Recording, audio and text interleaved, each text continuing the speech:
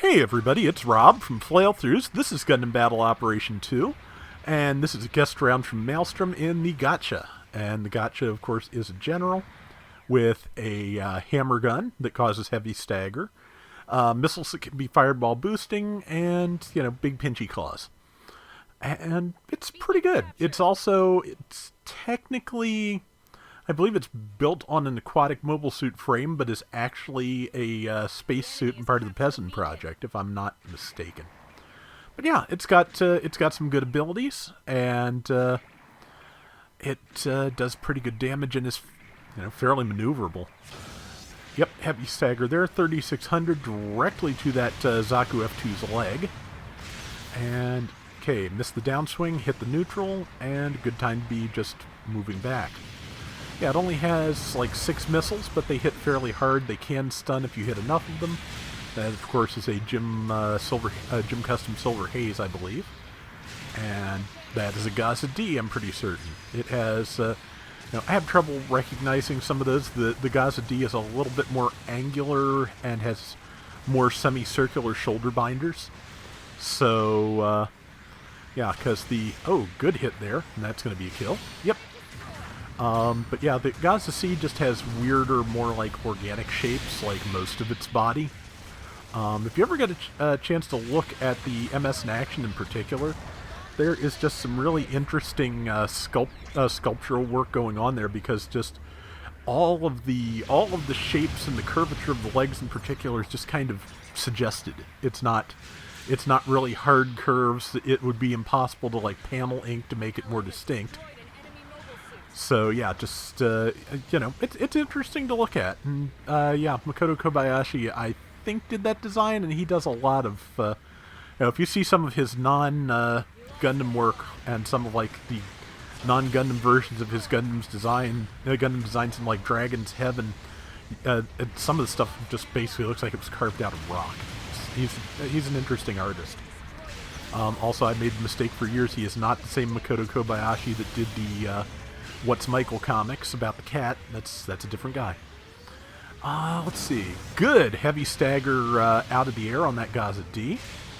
And yeah, well, they lost their base, but that only got the enemy team 800 points ahead of Male, Spidey Wing, Gundam Maniac, and Randoms. So that's and a good missile kill there.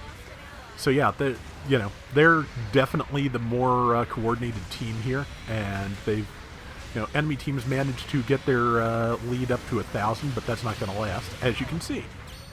But yeah, again, coordination very, very frequently rules the day here.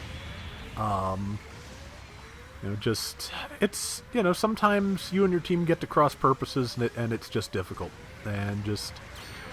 I am so glad I've been on medicine for depression and anxiety, because I'm a little bit better at keeping my cool than I used to be. There's still that, whole, like, occasional, I can't figure out how to work with this team, the will to live is draining out of my feet thing going on, but that's just another thing.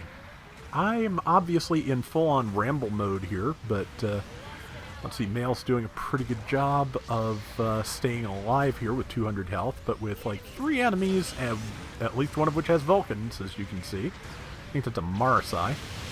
Good damage to the camper, but yeah, since he just dodged and didn't have any boost, and had just used the hammer gun and it wasn't ready again, there was not much he could do about a camper. Just try and land something and get back in as soon as you can. Let's see, 4920 to 7310. Yeah, that is the other side of the coin. Like, coordination is one thing, but it can, it can get disrupted, it can break down, and then there's just plain old attrition. If you've taken a lot of damage over the last few waves, the enemy team can, just come in and, finish you all off, which I think is kind of what happened there. Let's see, I think Maniac is also in the Jim Silver Haze, which this is probably about when that came out. I don't remember, unfortunately, when most things came out, but when I see a lot of something on both teams, I do tend to assume it was a fairly recent thing. Let's see. Okay, there's a Mudrock. That, of course, is a good year before the Mudrock would get some much-needed buffs. I think it was a Mudrock. Well, there's a Marasai as well. That one, that's just kind of a staple 450. Some things are. But yeah, Mudrock. Mudrock was definitely in the middle of its lean years there. Good heavy stagger. Maniac's going to be able to capitalize on that, and so did Mail. So that suit is dead. Good counter on the Gaza D, and yeah, good evade as well. Yeah, just really sharp play with a fair amount of a fairly high chance of being overwhelmed in that situation, because that's easy to do. And yeah. See, got support fire, I think, killed one of the two people that were over there, and there's the other one on almost no health. Oh, 8 missiles. I thought it only had 6, but oh well. Brain. The brain is a brain, and sometimes it works. Okay, Gaza D went past, which I would too. Let's see, didn't quite land the hammer, but number 5 was right there in a Gym 3 close combat type, I believe, and ready to fight, so... Yeah, there's 1 minute and 39 left. They're down about 1,500 points, and that is definitely fixable at 450. That's like 2-3 kills if you can stay ahead. But, yeah, someone's saying stay close, but quite frankly, okay, for one thing, number 6 just had their mobile suit destroyed. For another, 90 seconds left and 1,500 points down. Staying together is good, but you cannot play defensively in that situation, in my opinion. Because, as you can see, the enemy team is just hanging back towards their base. And if you are not going to push, they can just stay there forever and win. So, I very occasionally have, get teams like this. And, just speaking of that whole lose the will to live thing, it's like I'm charging in there recently in a situation just like this by myself in a raid, which means I am getting focused and worn down immediately by the generals. And everybody's trying to fight defensively and hang back, which... it's Arctic base. You can hit from like 2/3 of the way across the map, but at the same time, no. Like I said, in a situation like this, when you're down some, you got to get in there. Right now it looks like Spidey and number 4 are fighting some folks on the bridge. Maniac is about to spawn back in. 5 and 6, I think, are the ones fighting here near the base. Now with Mail joining in, it's 3-on-3. Great damage against that Marasai, and it'll sit still for a second. And missed the tackle, unfortunately, but that is a kill. Yeah, they were not, unfortunately, able to catch up, but really good play from Maelstrom. And, it wasn't a bad round at all. Just a tough one. They happen.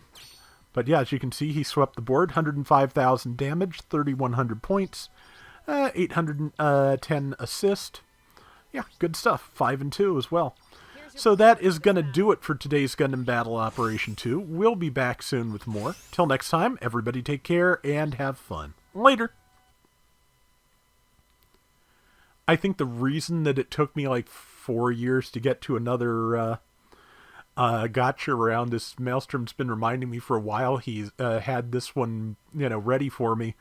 And whenever I looked at the last Gatsha round I ran, like 4 years ago, it was a guest video of the Gatsha in the ruined city.